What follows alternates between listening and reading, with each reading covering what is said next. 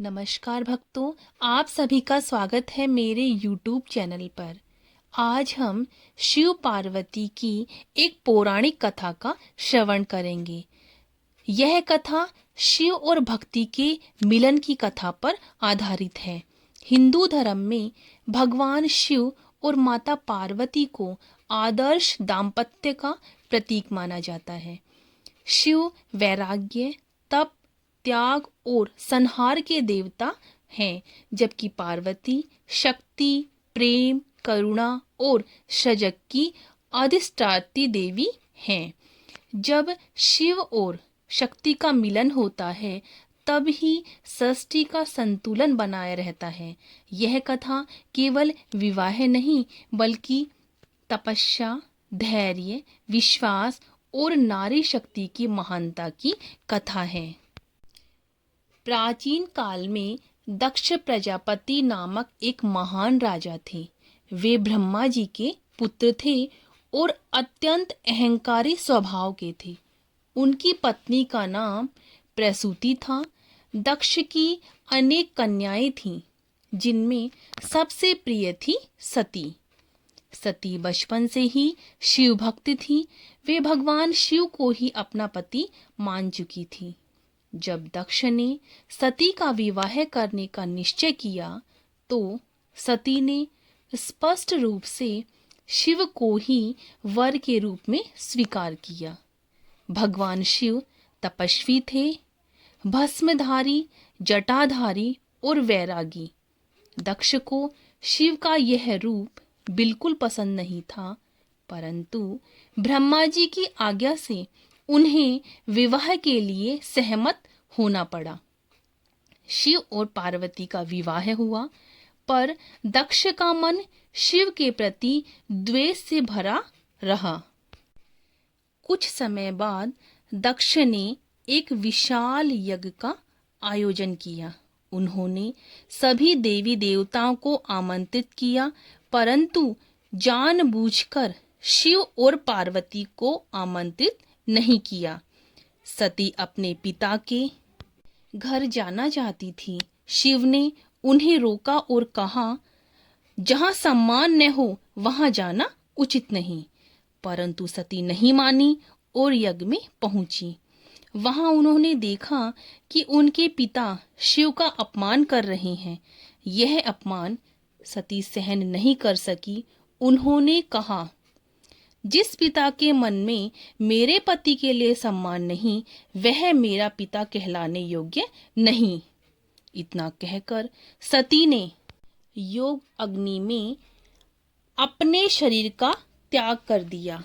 जब भगवान शिव को सती के बलिदान का समाचार मिला, तो वे क्रोध से भर गए। उन्होंने अपनी जटा से वीरभद्र को त्याग उत्पन्न किया और यज्ञ का विनाश कर दिया। शिव सती के शरीर को उठाकर तांडव करने लगे। सृष्टि विनाश की ओर बढ़ने लगी। जब भगवान विष्णु ने अपने सुदर्शन चक्र से सती के शरीर के टुकड़े किए, जहां जहां वे गिरे वहां शक्तिपीठ स्थापित हुए। शिव शांत हुए और गहन तपस्या में लीन हो गए। कई युगों बाद हिमालय राज के घर पार्वती का जन्म हुआ। माता मेना और राजा हिमवान की पुत्री पार्वती वास्तव में सती का पुनर्जन्म थी। बचपन से ही पार्वती का मन शिव की ओर आकर्षित रहता था।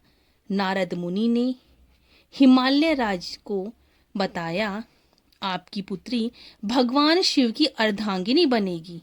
शिव वैराग्य में लीन थे। उन्हें विवाह से कोई रुचि नहीं थी। पार्वती ने शिव को प्राप्त करने के लिए कठोर तपस्या प्रारंभ की। उन्होंने कई वर्षों तक केवल फल खाए, फिर पत्ते खाए, अंत में बिना अन्न जल के तप किया। इसी कारण उन्हें अपर्णा कहा गया। उनकी तपस्या से तीनों लोग कांप उठे। देवताओं को तारकासुर से भय था। उसे वरदान था कि केवल शिव का पुत्र ही उनका वध कर सकता है। देवताओं ने कामदेव को शिव की तपस्या भंग करने भेजा। कामदेव ने प्रेम बाण चलाया। शिव ने क्रोध में तीसरा नेत्र खोला और कामदेव को भस्म कर दिया। पार्वती ने कामदेव की पत्नी रति के विलाप पर शिव से प्रार्थना की। शिव ने वरदान दिया कि कामदेव अदृश्य रूप में जीवित रहेंगे। पार्वती की अटल भक्ति देखकर शिव का हृदय पिघल गया। उन्होंने पार्वती की परीक्षा लेने के लिए वृद्ध ब्राह्मण का रूप धारण किया। ब्राह्मण ने शिव की निंदा की, पर पार्वती डटी रही। मेरे आराध्य का अपमान मैं सहन नहीं कर सकती। शिव प्रसन्न हुए और अपने वास्तविक रूप में प्रकट हुए। शिव ने पार्वती को पत्नी रूप में स्वीकार किया। हिमालय में भव्य विवाह हुआ। सभी देवता, ऋषि, गंधर्व उपस्थित थे। शिव की बारात अनोखी थी। भूत, प्रेत, गण। माता मैना घबरा गई, पर नारद जी ने उन्हें समझाया। विवाह संपन्न हुआ और पार्वती माता गौरी बनी। उनके 2 पुत्र हुए।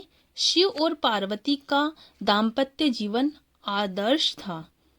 उनके 2 पुत्र में भगवान गणेश, भगवान कार्तिकेय हुए। पार्वती ने शक्ति के रूप में संसार का पालन किया और शिव ने संहार और संरक्षण का संतुलन बनाए रखा। बोलो शंकर भगवान की जय, माता पार्वती की जय। श्री शिवाय नमस्तुभ्यम। ओम नमः शिवाय।